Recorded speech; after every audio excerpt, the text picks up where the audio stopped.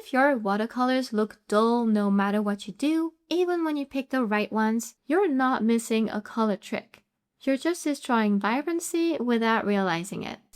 I'll show you exactly what I mean with this reference.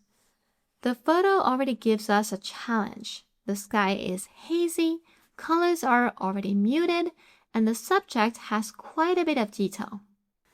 And this is the perfect setup to end up overworking everything and losing that sense of life in the painting. And that's exactly what we want to avoid.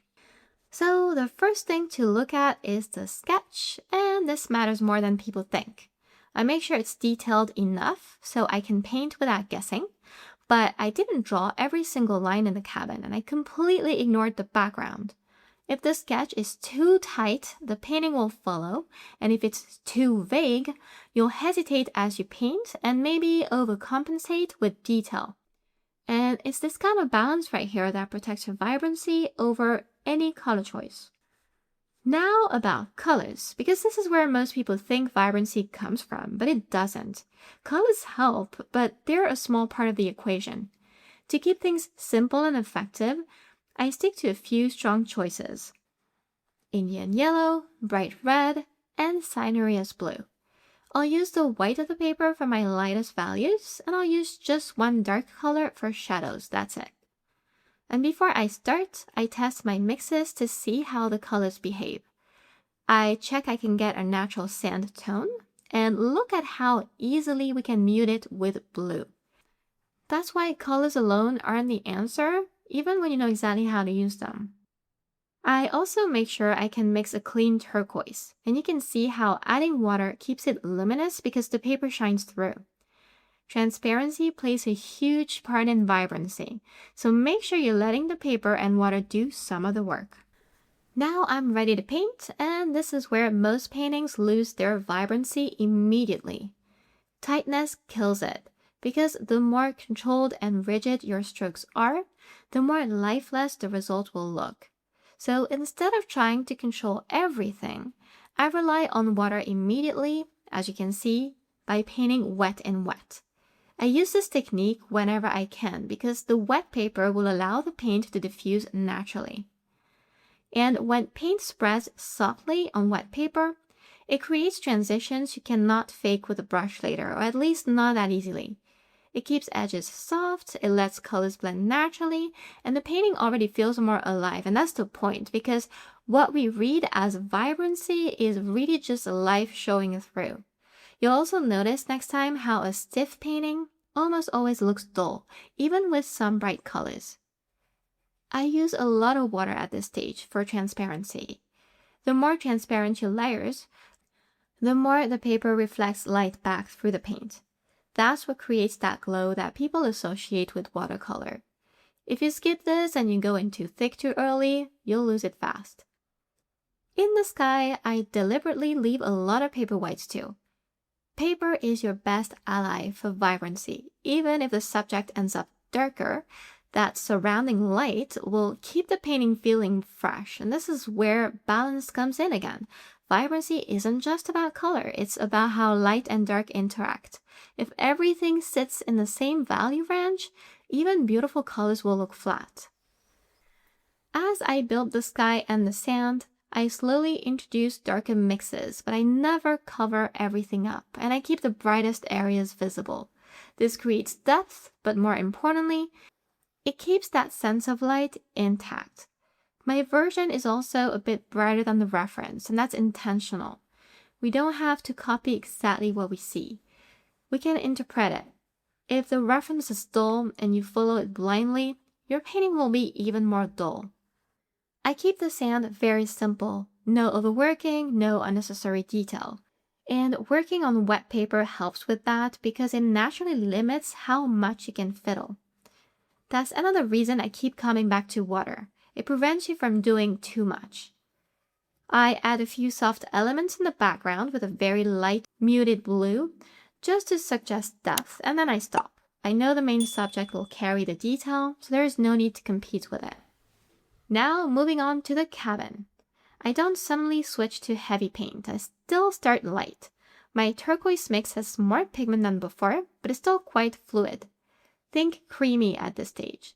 This keeps the painting consistent and avoids that harsh contrast between background and subject that can make them feel disconnected. And to keep things loose on dry paper, I use 2 brushes, one to apply paint and one clean, slightly damp brush to soften edges or pull pigment. This second brush is doing a lot of the work.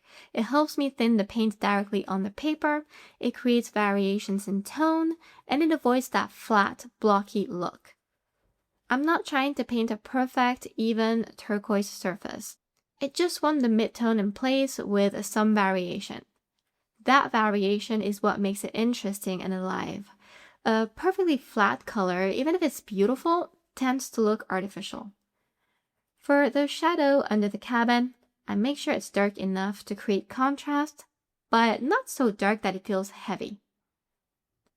I knew the flag and the buoy would be small but important elements to bring attention and a bit of intensity, so when I apply my bright red, I make sure it's strong enough to stand out. Not everywhere, just in those key spots, and it works because it's just a touch of color. At this stage, the painting feels a bit flat. And that's normal because we need shadows and depth, so I mix a bit of my dark violet into the existing colors. But I keep using that damp brush to soften everything. Otherwise, hard and perfect edges everywhere will kill the effect instantly. Another important thing here is not zooming in on the reference. The more you focus on tiny details, the more you're going to be tempted to replicate everything, and that's when you lose control of the painting. You end up spending too long, adding too much, and darkening everything. So instead, I suggest details with broken lines, and I simplify shapes. At this point, the painting itself becomes my guide more than the reference. I already have the base, so now I'm building on that, not copying anymore. And for the window, I leave small touches of white for the frame. I know it's going to contrast nicely with the darker parts nearby. Sometimes, even when you're careful, you still push things a bit too far. But I'm going to show you 2 ways to bring some of that life back. The first one is glazing. So I take my brighter colors and glaze a light coat of them over parts of the cabin.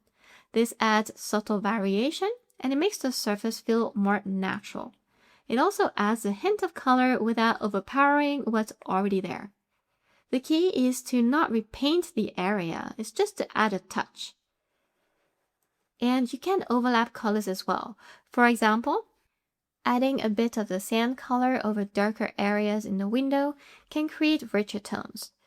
But again, just a touch. If you try to fix everything with glazing, you'll go back to overworking. The second technique is lifting, and this one is the most effective way that you can restore light because sometimes improving a painting isn't about adding more, it's about removing. And here I use a clean wet brush to reactivate some areas, then I dip the paint with a paper towel. And it works especially well on darker sections, but you can also use it almost everywhere. And if you really need to, you can add a tiny bit of white gouache for small highlights, but I try to avoid relying on it. It's better to preserve the light from the start than to fix later. Now for the details, even small ones like the writing on the cabin matter. For example, I keep it loose, slightly imperfect with broken lines. And now you can see that the colors themselves aren't extremely bright. Most of the cabin is actually made of muted tones, but the painting still feels alive. And I think that's because a lot of the light is preserved in the sky. The values are balanced, and the background is soft and loose compared to the more defined subjects. It's that balance that helps vibrancy, not specific colors. So if you want to go deeper into this, my newest watercolor course focuses on this and it will help you practice it through 7 different projects. It's launch week right now with a great price. So if you want to join, you'll find the link in the description. Thank you for watching and I'll see you next time.